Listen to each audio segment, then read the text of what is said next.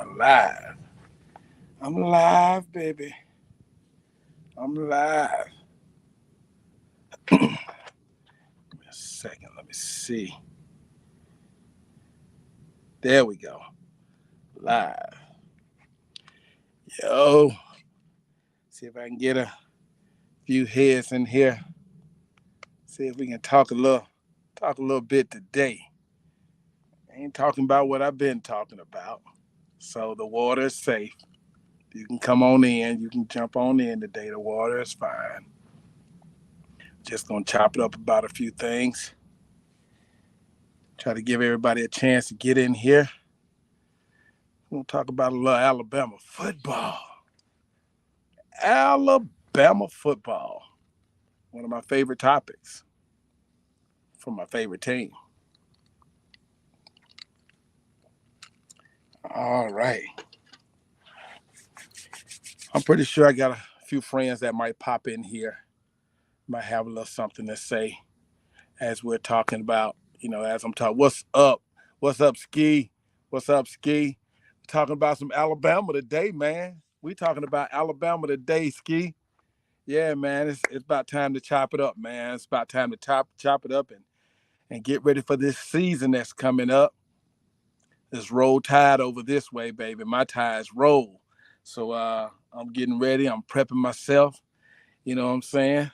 I've listened to a few pundits out there just giving their opinions on what's gonna happen and what they think the year is gonna be like for Alabama. Hey, Ski, what you think, man? What you think the season gonna be like? What you think Bama gonna have for them this year? Tell me what you think. Tell me what you think they're gonna have. Gonna be a good football season. I agree. I agree. I actually think it's gonna be a great. I actually think it's gonna be a great football season, man. I really do. I mean, I have my reasoning for thinking it's gonna be a great year, man. And I just believe that with the players that's been left in the cabinet, with the players that's left in the stock, and the pedigree of the coach that came in, you know what I'm saying, his own pedigree, not who he came under, his own pedigree. I think we're heading in the right direction. I think we got a great football coach. Um, kickoff is coming at the end of this month on the 31st, baby. You know what I'm saying? Kickoff is at the end of this month. We're gonna be kicking off. Who's coming? Western Kentucky. Western Kentucky. They coming to T Town, y'all. They coming to T Town to see what they can do against the new Kalen DeBoer regime, the Kalen DeBoer uh, saga of the Crimson Tide travels. You, Bronski said, "I'm going. Are you going to some of the games? I'm gonna try to make it to a couple games myself. Being over here in Georgia, it's a little hard to get to the games sometime, but I'm gonna try my best to get to a game this year because I did make it to quite a few, Nick Saban games. So I got to do the same thing for Kalen DeBoer. I got to go check him out. But what y'all think about the team coming up this year? What you think about the players? I know, of course, everybody wants to key in on Jalen Milroe. Everybody wants to key in on Jalen Milroe this year and say, however Jalen goes, that's how Bama is going to go. That might be true. There might be some truth in that. However, how far did Jalen take them last year? You know what I'm saying? Jalen took us, one step from the ultimate last year. So and to say one step is so cliche to say or so ironic to say because one step, that's what stopped us on that last play. One step. Our offensive lineman stepped on Jalen Milroe's foot when he was pulling away from the center, and that messed up that last play. But congratulations to Michigan. They upheld their end. They did their thing. Blake Corum, you know what I'm saying? J.J. McCarthy, they did their thing, whatever the case may be. But we should have beat them. We should have beat them. We should have beat them. But then there was a big surprise after the season's over with. All of a sudden, what Nick Saban says he's retiring. Oh my freaking goodness! Oh my goodness! Nick Saban retires, And then what happens? Of course, naturally, everybody on the outside is like, oh, it's over for Alabama. It's over for Alabama. You ain't no more championships for y'all. It's over. Nick Saban gone. Y'all ain't gotten that. Y'all ain't gotten that. Nick Saban gone. Y'all through. Y'all dead in the water. Need I remind you that before Nick Saban even got to Alabama, we were already number one in national championships. Trust and believe now. We love Nick Saban. We love and appreciate those 6 he brought to us to match Bear Bryant. But trust, like I just said, to match Bear Bryant. There was already somebody with 6. You know what I'm saying? And then before him, Gene Stallings got one. You know what I'm saying? Wallace Wade got one. And I can't think of it. Frank Thomas got one. Hey, you go back into the annals of the program. You got some coaches that did some things, man. So this year for 2004, what are we looking for, man? What are we looking for? I need some people to talk to me. I need some people to talk to me tonight. Who wants to talk to me tonight? Who wants to talk Alabama football? Who wants to talk 2024 college football with me today? Huh? Who wants to talk about Alabama, RTR, Roll Tide Roll, baby? Who wants to talk about it? You know what I'm saying? Let me see. Ski said, what you think about Oklahoma joining the SEC? They ready for Alabama? You know what? I respect Oklahoma. Because if I'm not mistaken, I think Notre Dame is behind us in national championships, and then Oklahoma is right behind them. I think that's how the count goes. But I respect Oklahoma. They've always been a hard charging team. They've always had a solid defense. They always had a awesome running game. But since Bob Stoops got there, they opened up the air raid. They start throwing the ball all over the place and everything. And what's the coach now? Brent Venables. He's a great coach. I like Brent Venables.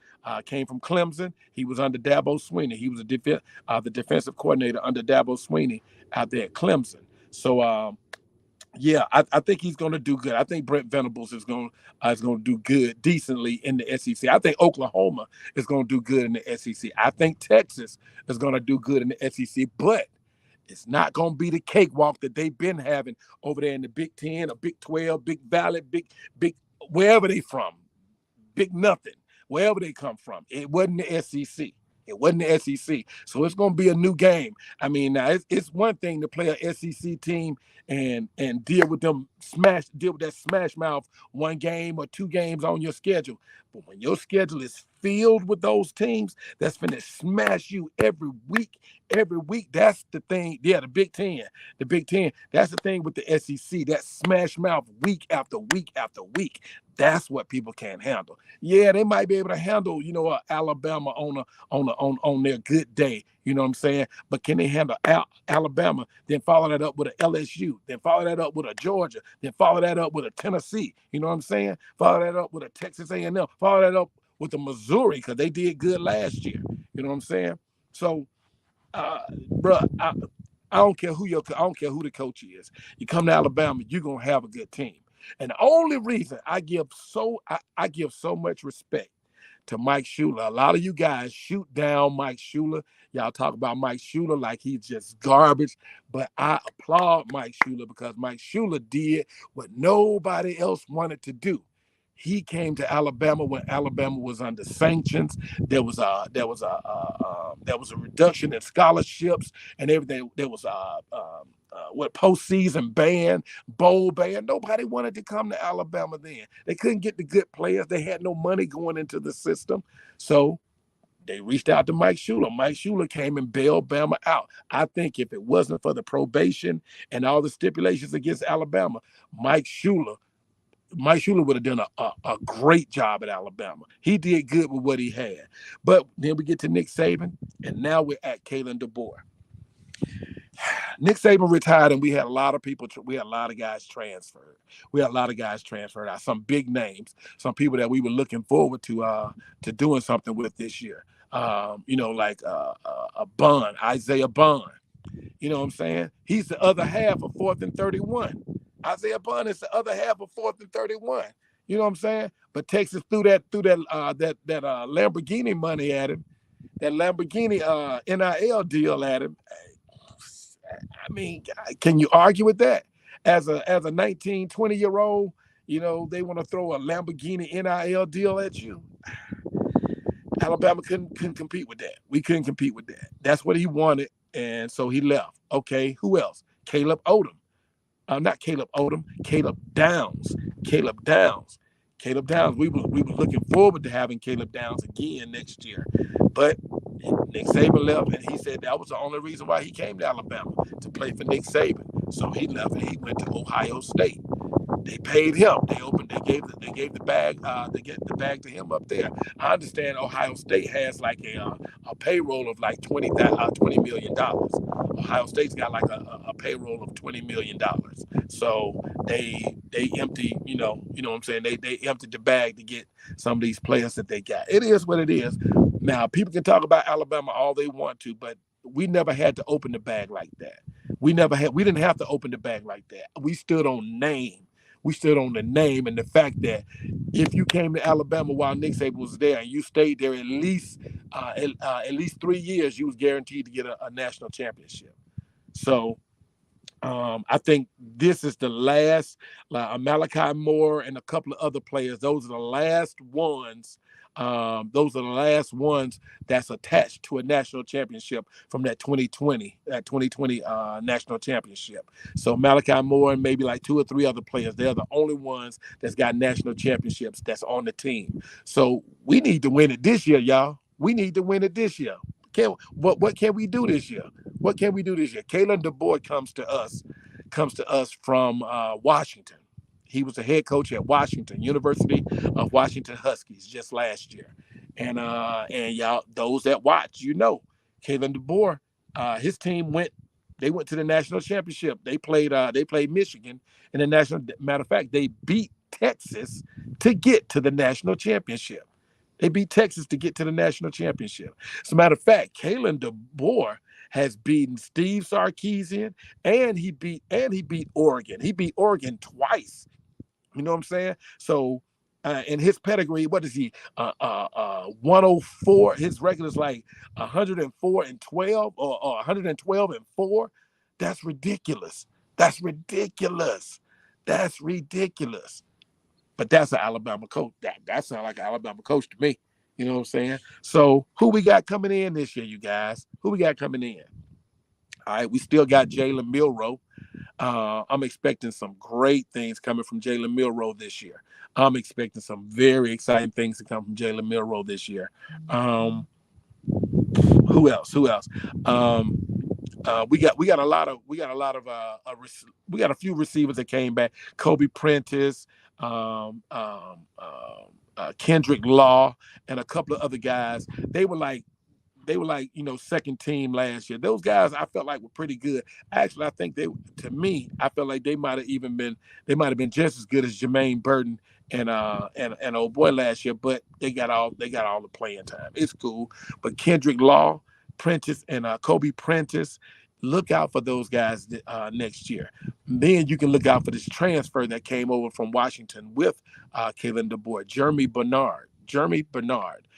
He was like number 4. He was like the number 4 receiver on Washington's team last year. So he transferred here with Kalen DeBoer. So we're looking forward to seeing Jeremy Bernard. Sounds like he's been doing some amazing things. Sounds like he's been doing some amazing things out there in fall camp and in the practices and everything. So they're looking forward to him. And then we have a freshman that came in named Caleb Odom. He came in as a tight end, 6'6", 220, something like that. He came in as a tight end. For whatever reason, Nick Saban didn't favor, really tall receivers. He liked his receivers all around, 5'10" to 6 foot. He kept them generally in that area. And I think, for whatever his reasons with flexibility and hip rotation, he had some scientific reasons for why he went after those type of guys to start those guys. Most for the most part, we didn't have a lot of 6'5" and 6'4", 6'5", 6'6" receivers. And if we did recruit them, they didn't hardly get in the game. You know what I'm saying? For whatever reasons, the really tall receivers never panned out under Nick Saban. Let me see. What did you say, Ski? Who's going to be the starter at QB? That's a that that's that's obvious. It's gonna be Jalen Milroe. It's gonna be Jalen Milroe and the Lank brother, the Lank original. You know what I'm saying? You know what I'm saying? Let all naysayers know. But you ask me, I tell you to let a nigga know. But yeah, Jalen Milroe is gonna be the starter at quarterback this year. And then the thing about this is with Jalen Milroe, his first coach was who? Bill O'Brien. Bill O'Brien tried to get him to change his position. Bill O'Brien did not believe in him. He did not think he was a quarterback. So Bill O'Brien talked to Jalen Milroe, tried to get Jalen Milroe to move to defense, tried to get him moved to running back, tried to get him moved to receiver. And Jalen was like, no, I'm a quarterback. I'm a quarterback. And then after the year after that, then we get Tommy Reese. You know what I'm saying? Who's really a newbie. He's really a newbie at OC. He goes from a graduate assistant to being an OC at his alma mater. You know what I'm saying? At Notre Dame. I mean, he was like passing game coordinator or something like that. Then eventually he became offensive coordinator. He was cool. He was cool for what it was, but he didn't know how to coach Jalen Milroe. He didn't know what to do with Jalen Milroe. He did not know what to do with Jalen Milroe at all. So now we have Kalen DeBoer, who made something out of Michael Penix. Now, Michael Penix, for all the accolades that he got, for all the accolades and going in the second, early in the second round to the Atlanta Falcons. They say he's doing good in fall camp and everything. But Michael Penix before he went to Washington, he was at Indiana. And he wasn't that good at Indiana.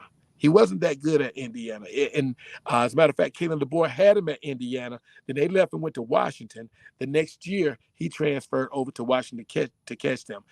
He wasn't that good at Indiana, but he got to Washington. He got in that system and learned that system. And you see what he did. You see what he did. And I think on any day of the week, Jalen Milroe is a better quarterback than Michael Penix. I think on any day of the week, Jalen Milroe is a better quarterback than Michael Penix. And so now Jalen is going to get the sauce. He's going to get the sauce from Kalen DeBoer and Nick Sheridan, the offensive coordinator. Initially, Grubbs was the coordinator over there. Grubbs was the coordinator in Washington with Michael Penix, but he decided to go to the NFL and take the offensive coordinator job at the Seattle Seahawks. So Grubbs went there, and then people just all of a sudden, oh, well, Kevin DeBoer, he ain't got Grubbs. Well, that's fine, because it wasn't Grubbs' system. It's Kalen DeBoer's system. Grubbs was just the offensive coordinator. And as a matter of fact, the offensive coordinator we got now is Nick Sheridan. And guess what? Nick Sheridan has been an offensive coordinator for Kalen DeBoer as well. So he already knows the system. So you ask me who's going to be the starter for the season. It's quite obviously going to be Jalen Milroe. Ty Simpson, I think Ty Simpson has come a long way. And what I see from him last year when he got his chance to play between him and Tyler Buckner at the UCF game, they stunk it up real bad. Real bad. Neither one of them were ready. And we skated by that game. But now it appears that Ty Simpson has gotten a lot better. And now we got a transfer in by the name of Austin Mack. Austin Mack came to us also from Washington. My little summer Tito's drink. Summertime. I don't care. You got to have your little Tito's in your life. Keep your little Tito's in your life. But that's just me. Anyway. But I think along with coming down from Washington, they brought a quarterback by the name of Austin Mack. Austin Mack, 6'6". They say he was still growing, so he might be 6'7" now. But Austin Mack, he left school a year early. He left school a year early, high school. So he left school after his junior year, left high school after his junior year, and went to Washington. He didn't have a senior year at high school. His senior year was his freshman year in college. So he's been under Kalen DeBoer for 2 years. So he's learning the system, and from what I understand, he's looking pretty good in practice as well, as far as the backups are concerned. But to spell any thoughts of who might be the quarterback for Alabama, rest assured that Jalen Milroe will be the quarterback for Alabama. All right. So now, what's next? Who? The running backs. The running backs. Running back. Now, we had Jace McClellan last year. Jace entered the draft, and I forget what team Jace McClellan went to, but he got drafted to an NFL team this past May. Glad to see him move on. And then we also had Williams. I can't think of Williams' first name right now. It was just on the tip of my tongue. It'll come to me in a minute. Bronski. What was Williams' name? The running back? But he transferred. He transferred to Florida State. So, matter of fact, Florida State picked up a couple of our players. Florida State picked up Williams. They picked up. Benson, Malik Benson, the wide receiver, and they also picked up Earl Little Jr., who's a defensive back, and I think they picked up a linebacker as well. Florida State kind of gutted us. It is what it is, but as far as those running backs are gone now, they're gone now. So who do we have? We have coming out of the backfield, Jamarian Miller, but he likes to be called Jam. He wants to be called Jam Miller. So we got Jam Miller, and we have Justice Haynes. Justice Haynes was a freshman last year. He got a few carries. Last year, and for the life of me, and if you're watching, maybe you can answer this for me. They put Justice Haynes in the national championship game. He broke like 3 good runs. They took him out the game. He didn't go back in. What's that all about? What is that all about? What kind of coaching is that? That dude went in there and broke off 3 good runs. And this was like in the third quarter. He didn't go back in the game no more. What is that about? I don't get that. This is the national championship. Why did he come out the game? You know what I'm saying? Quite naturally, McClellan and Williams wasn't getting it done in the national championship. So that's why they put him in there. And he broke loose 3 times, and they put the shackles on his feet. I didn't like that. I didn't like that at all. But we got Justice Haynes, and behind Justice Haynes, we got Kevin Riley. Is it Kevin Riley? I think it's Kevin Riley coming behind him. And he is supposedly looking outstanding as well in practices. These guys are bulking up. They're getting big. Shout out to Caden Proctor, offensive tackle, who got in his feelings when Nick Saban transferred. He actually got in his feelings after the national championship game because people said he got beat up in the second half against Michigan. Say he got beat up, and that caused a lot of problems for Jalen. So he got in his feelings, and then he transferred to Iowa over the spring. And everybody wondered, why would you transfer to Iowa? You at Bama. Why you transfer to Iowa? But he did. He transferred to Iowa, and he still had and what was good was that he still had a spring trip planned with a few players at Bama. He said he thought about canceling the trip for himself, but he decided to stick with it because he was cool with those guys, and they were like his brothers. So he went to hang out with them one last time. Choo-choo. They put the rope around him and secured the package, baby. He ended up back in Tuscaloosa. Once he realized his mistake, he came right on back to Tuscaloosa, and he is back on the football team, and he played second and third team for the first few weeks of practice all through the summer and everything. But here in fall camp, I think just this past week they moved him back to first team. So Caden Proctor is back to doing his thing on the line. Who else? There's a fight for the is it the right tackle? There's a fight for the right tackle position between Elijah Pritchett and now I can't think of this guy's name. Was right on the tip of my tongue as well. This guy's name was Wilkin Fomby. And Elijah Pritchett. They're fighting for that right tackle spot. Now it's a little unfair for Elijah Pritchett because when Caden Proctor left and went to Iowa, because he came back in the spring, but he couldn't practice. He couldn't practice in the spring when he came back. So all through the spring, Elijah Pritchett was playing left tackle. But come summer, they switch Elijah Pritchett to right tackle to battle with Wilkin Fomby and somebody else.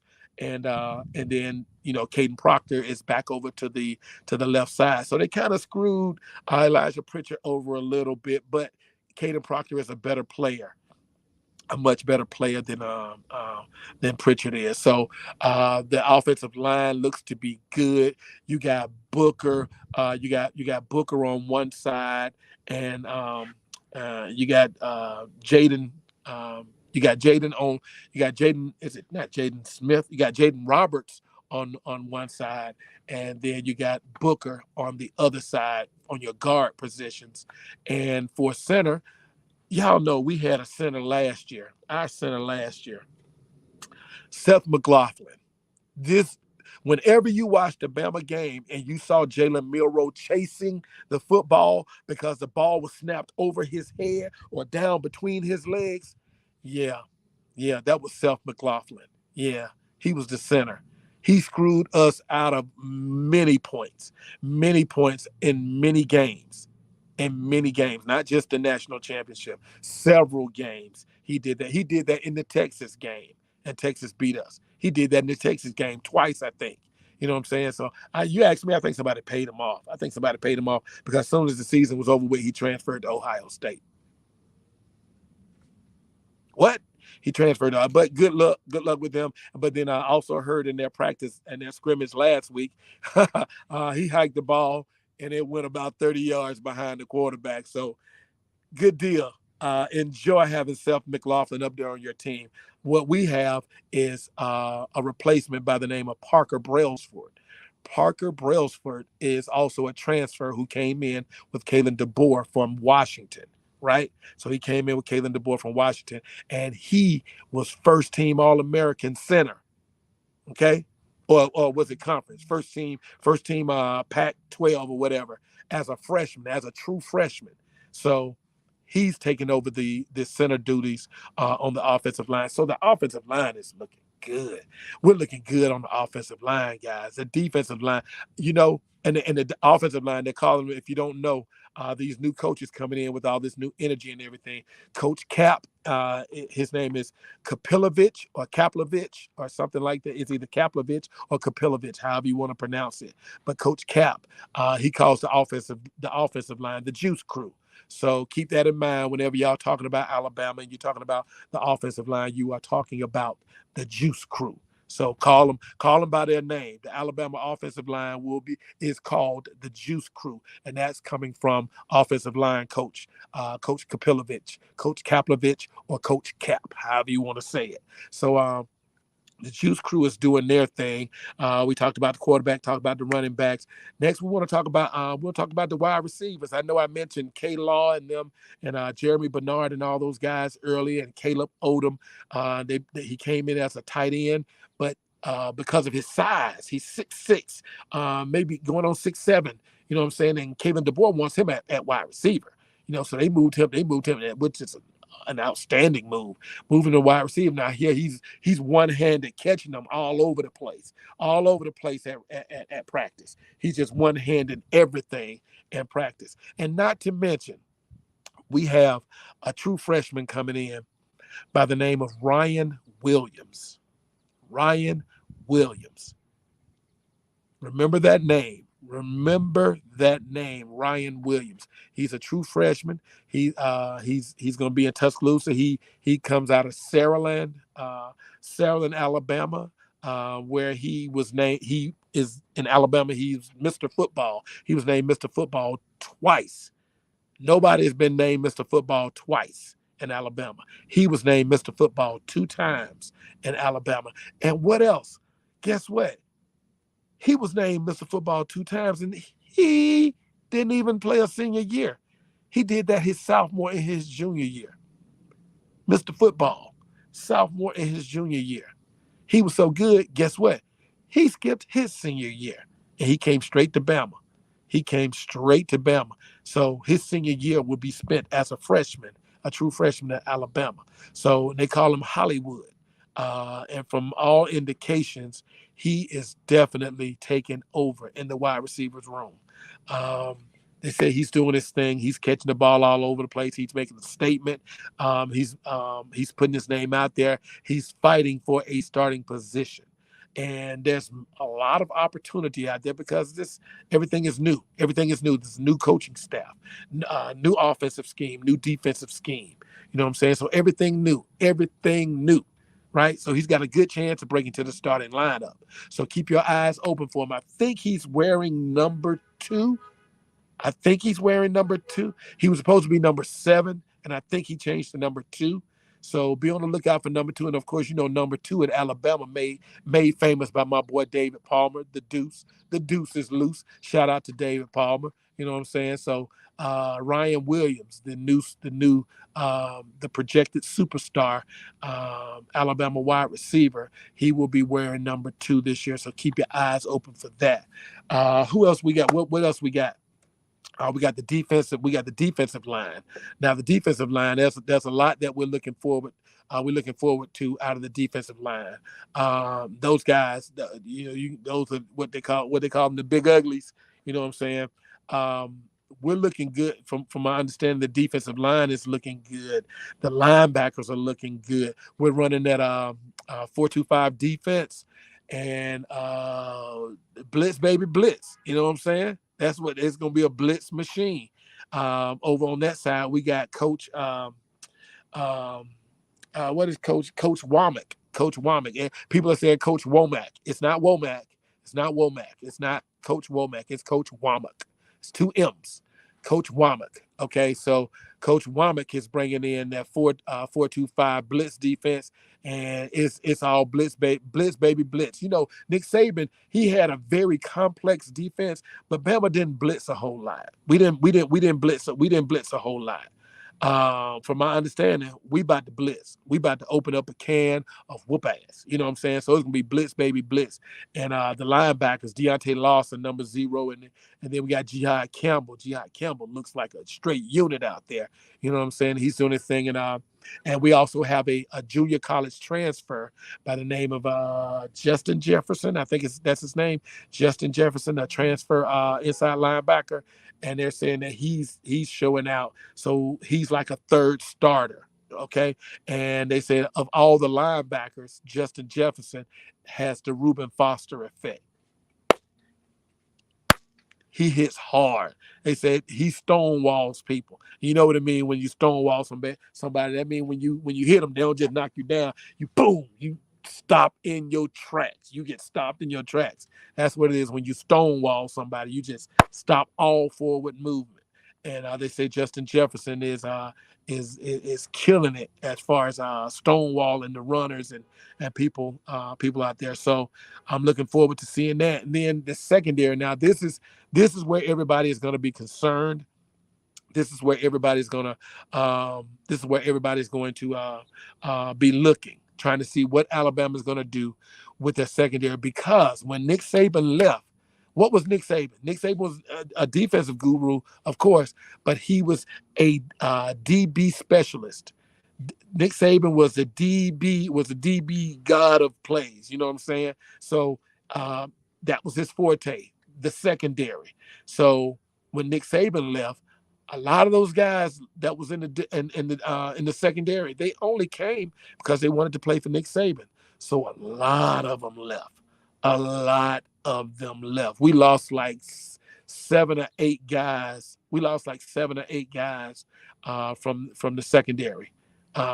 We lost 7 or 8 guys, upperclassmen too, from the secondary. So that put us in a bad spot. But coaches went out. Thank God for the transfer portal. You know what I'm saying? So we were able to capitalize on some guys that wanted to come and make a difference down here in Alabama. One specifically, Damani Jackson. I remember Damani Jackson when we were recruiting him. 2 years ago? We were trying to get him, but he decided to go to USC. USC ended up being absolute dumpster juice, and now we got him in Tuscaloosa, and he was a 5 star out of Mater Dei. But y'all know Mater Dei High School out of California, same school Bryce Young came out of, and several other players that we got that came through Mater Dei. So that's where he comes from. You know what I'm saying? So um, uh, uh, Damani Jackson, he's going to play quarterback. Also on the other corner, we got a DB that came in from Wake Forest. His name is Deshaun Jones. Okay, his name is Deshaun Jones. So they were expecting Deshaun Jones to come in and take the reins and run with it, and and end up being the starter there. But Deshaun Jones is getting a lot of fight out of these freshmen, namely Zabian Brown. Zabian Brown has been doing most of the starting in camp. He's a true freshman, also out of Mater Dei. You know what I'm saying? Zabian Brown, but he's been limited because he's got a small cast on his left hand, so he's been somewhat limited in practices. But he's been there, and they say he's Johnny on the spot. Wherever the play is, that's where he is. And also Alabama's own coming out of Chalkville, um, Jalen Mbakwe. You know what I'm saying? Jalen Mbakwe. You know what I'm saying? Makes me think of the Mbaku tribe. But anyway, Jalen Mbakwe, who came out of Chalkville. This guy, he was a DB, he was a wide receiver, he was a kick returner, he was a quarterback. He was everything on that team. He did everything on that team. He's concentrating now on DB, and they're just saying his skill set is just off the chart. And that he's getting the key in on one position now. So all that skill he had of doing all these other things, everything's being harnessed now at the DB position, and he's making a lot of noise. Everybody is familiar with Malachi Moore, who's going to be playing free safety. Malachi Moore gets much respect from me because he could have left. He could have left and went to the NFL and would have been a first or second round pick. But he decided he wanted to come back. He wanted to come back, and not Damani, but Malachi, again, he's one of those guys who's one of the few players left on the team with a national championship. Malachi Moore was on that 2024 team, so he did get a ring. Keon Saab, he's playing strong safety. Keon Saab came to us via the transfer portal from Michigan, right? So the national championship team, one of their players, one of their top players. He was a reserve player, but he was still one of the top players because he's got the skill. He was just behind a senior. He transferred to Bama, and he's filling in.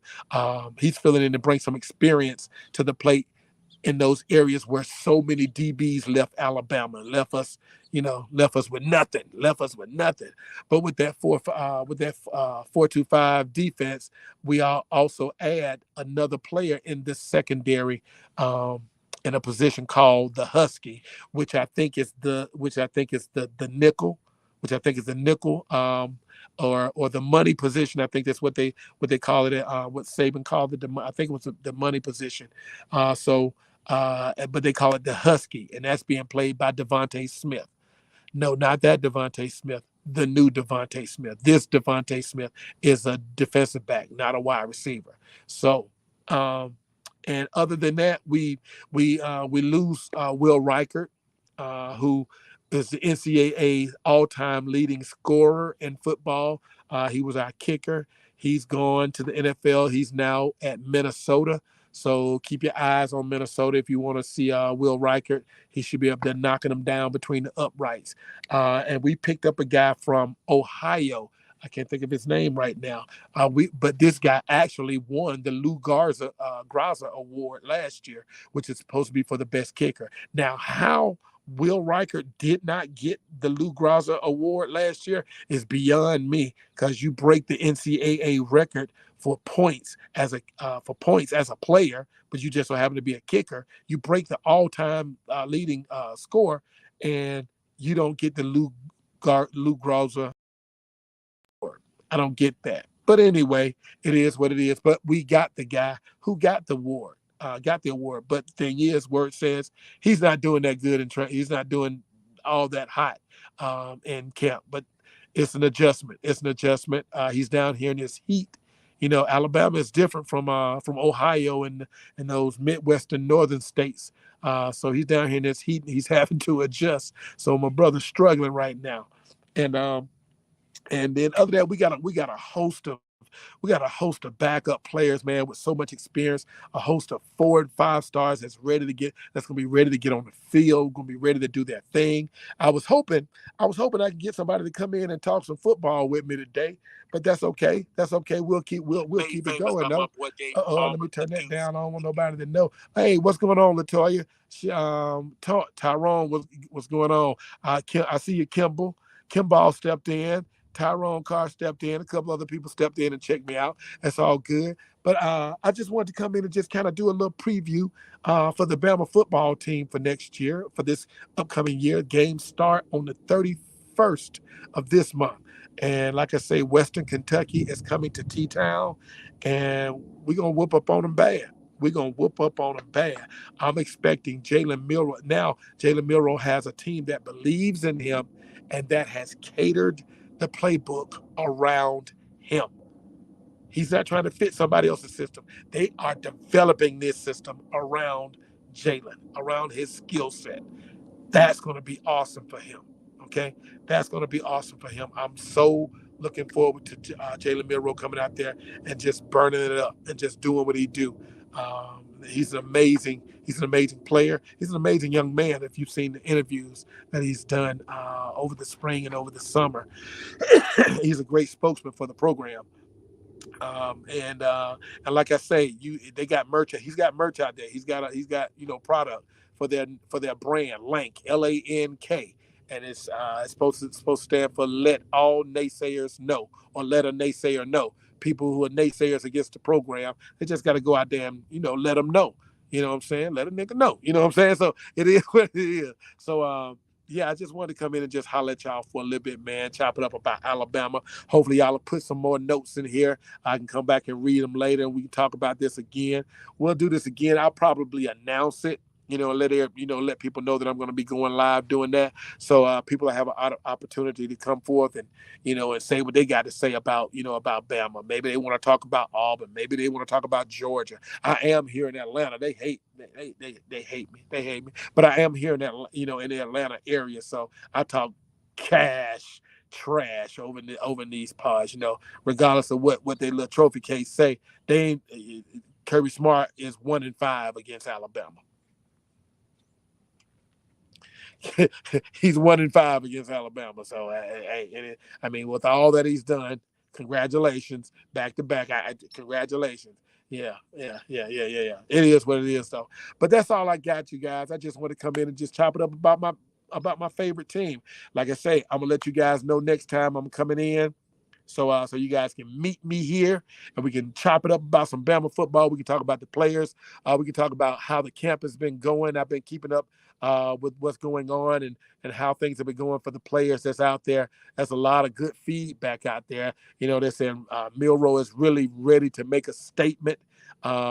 His training has been phenomenal. He's caught on. They've designed the plays around him. Play the backup quarterback, Simpson, Mack, even Dylan Lonergan. They've been doing pretty good as far as backups are concerned. The offensive line is coming together. The Juice Crew. Remember, the offensive line is called the Juice Crew. Remember that. Oh, another wide receiver I did not mention, Cole Adams. Cole Adams is a freshman. I think he's a freshman as well, and he has been turning heads in practice as well, which is making people think that Cole Adams is going to earn his way onto the field this fall as well. So you'll be looking out for him. Talked about Malachi Moore and how valuable he is. This will be his 5th year. This will be his 5th year, so he's very valuable to that defense. Tim Keenan, straight out of Ramsey High School in Birmingham. They've been working with Tim Keenan. I think they're working on him in a fullback package. So keep your eyes open for that. Tim Keenan, big defensive lineman out of Ramsey High School in Birmingham, Alabama. I'm hearing that they're using him in a run package. So keep your eyes open for that. Keep your eyes open for the secondary because I hear they're improving each and every week. They're getting better and better. And it's one thing to get a bunch of young guys, a bunch of new people in, and they don't get a lot of reps because the prior players are taking up all the reps, the old heads. But everybody left. Everybody left. So all these new players are getting the heavy reps. So they're gonna be ready. They're gonna be ready. They're not gonna be just some players that sat back and got a couple of reps. They're getting all the reps because of all the upper class secondary players they transferred. They left. So these new guys coming in, they are learning on the go and they are getting some reps. They are getting reps, so they're going to be ready. And hopefully, special teams is going to be looking better because I'm hearing that I think his last name is Paul. I think his last name is Paul, the new kicker that we got who won the Luke Grozer Award. I'm hearing that he's not doing so hot right now. So, shout out to them, encouragement to them, you guys. I'm going to get ready to get up out of here. It's late enough. Sun is gone and everything. So I'm gonna go on in this house and relax and kick my feet up. We're gonna talk again another time. You guys go ahead and enjoy the rest of your evening, and I'll talk to y'all soon. Roll Tide, baby. Ramma Jamma Yellow Hammer. Give them hell, Alabama. And we out.